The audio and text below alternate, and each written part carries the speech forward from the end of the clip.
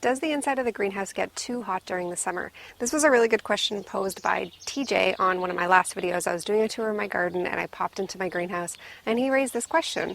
And it's a really good question, right? Can you grow in the summer in a greenhouse? You might think, well, of course you can, right? People grow inside in the greenhouse all the time in the summer. However, it might not work out of the box the way that you think it does. So this video is all about how you can grow and use your greenhouse in the summer months. Hey, I'm Nadia, and today I want to talk about growing in a greenhouse in the summer because it's not necessarily as intuitive or obvious as you might think. Growing in a greenhouse in the summer can be actually more challenging, or it can require a little bit more setup and maintenance than growing outside. So in this video, I want to talk about how you can successfully grow food in the summer in your greenhouse. All right, so I have a thermometer here and it's just telling me it is about 25 degrees Celsius outside, which is what, like 78 or so Fahrenheit. And now let's pop into the greenhouse and see just how much warmer it gets.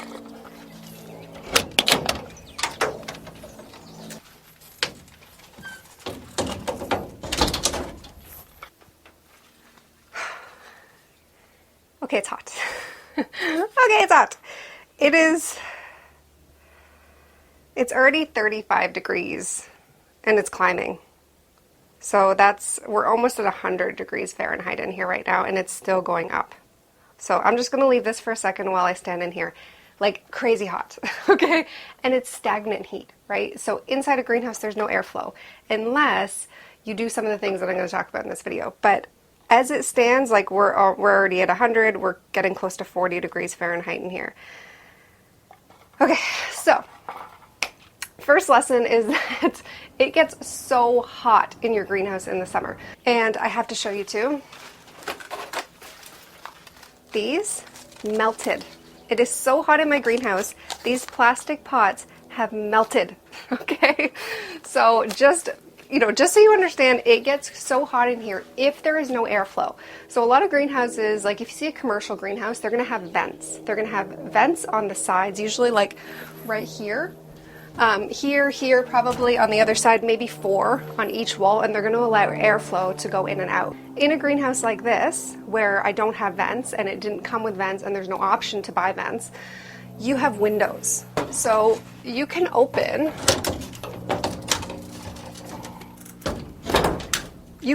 just the top window like that, and there's windows on either side, and that will allow some airflow. So that's one way that you can get it to be a little bit cooler in here. So the windows can provide some airflow in here, but you have to think too is if there's no wind actually going in this direction, you're not going to get a ton of airflow in here. I'm actually going to open both windows and we'll see how much we can drop it. Okay, so let's see what kind of airflow. It is not a windy day today, right? So that in and of itself is going to cause some challenges because you're just not going to have the wind to allow the airflow in here.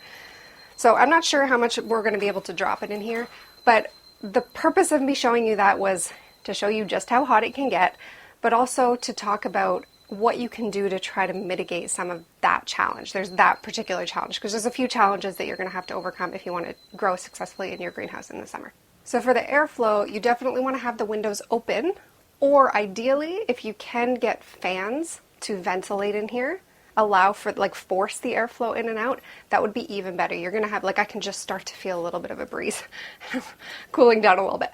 But that is what's going to allow you to keep the temperature moderate. I mean, yes, the good thing is that if you want to grow really, really heat-loving plants, especially if you live in a cooler climate, a greenhouse is great because you can get some of those really hot temperatures that things like peppers and eggplants and even like melons and cucumbers, like they love lots of heat. So if you want to like take advantage of all the heat that your greenhouse can give you in the summer, that's great. But I would still see what you can do about getting some airflow in here. I haven't done a review on this greenhouse yet. Stay tuned, I'm probably going to do a video about that in the next couple of months for sure. But one thing that is a challenge is that these windows, there is no way to keep them open. So they just kind of flap in the wind. which is loud, and I feel like it might damage the greenhouse a little bit. I actually put in a call to the manufacturer of this greenhouse just to see if they have any suggestions. Didn't get a ton of help. They said they'd call me back, haven't heard back, but we'll see. We'll see if I get any feedback on that. I'll make sure I mention it in the review of this greenhouse. But I feel like if your windows don't prop open, you can probably hear it. It's like squeaking, it's kind of staying open and closed, and when it's windy, it bangs. It bangs against the side of the greenhouse, which is quite annoying, to be honest. And especially if you live in like a more close residential neighborhood, your neighbors are probably going to get irritated by that sound. And you will probably get irritated by that sound. The other day we were thinking it was thunder. We were like, what is that sound? And it was actually the greenhouse window just banging. Actually, I think it was the whole door, but banging against itself. If you have a greenhouse that the windows you can't like latch them open, I would suggest finding a way to latch them open if you don't have vents. And just for reference, we haven't dropped at all the temperature in here even after opening those windows. You could also try opening the doors all the way. So let's see if we try that.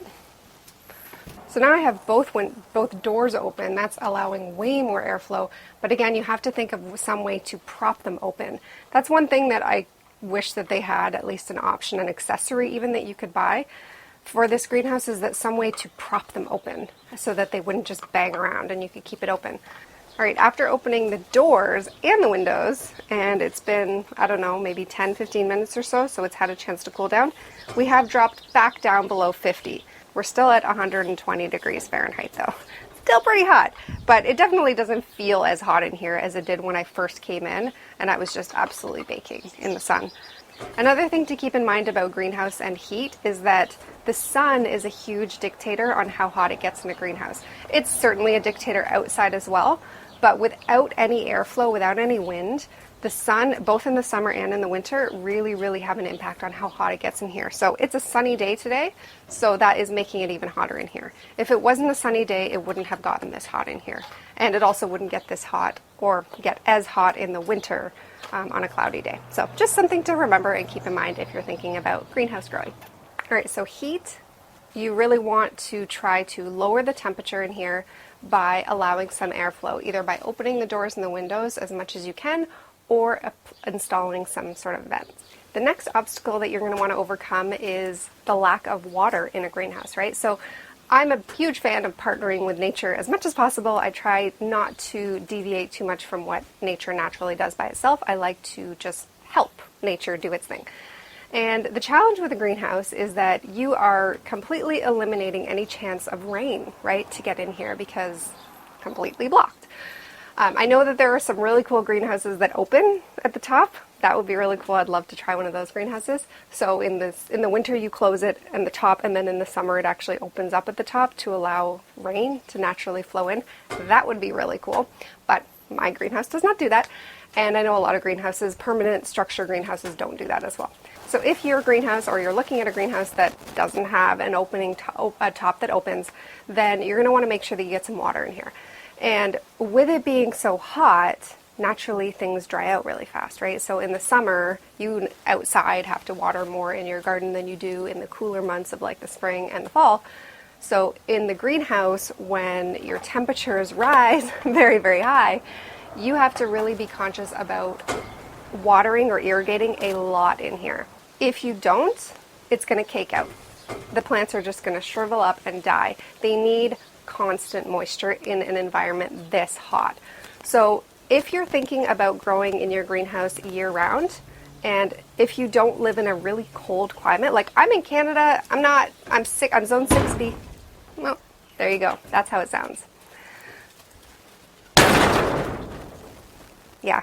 So you want to really make sure that you secure them because, first of all, that's really loud and annoying. Second of all, it's probably damaging the structure, I would think. So you want to make sure that you have some way to hold them down in place. So whether you're creating, like putting a little hook in or something, but you have to come up with some way if your greenhouse doesn't come with a solution for you to prop the doors open and keep them open whenever you need to.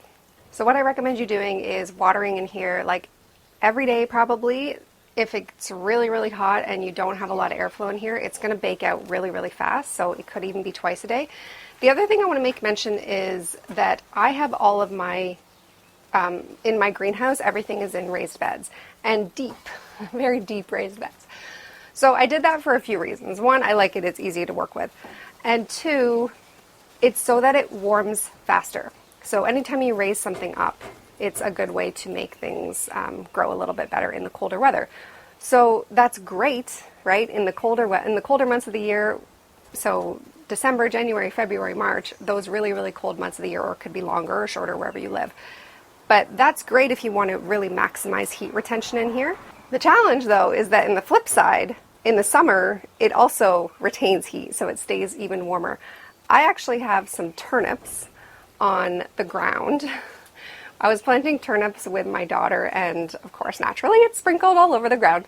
So some turnips just popped up all over in the ground on my greenhouse, and you can actually see that those are still green, but the turnips that are in my raised bed have completely baked out.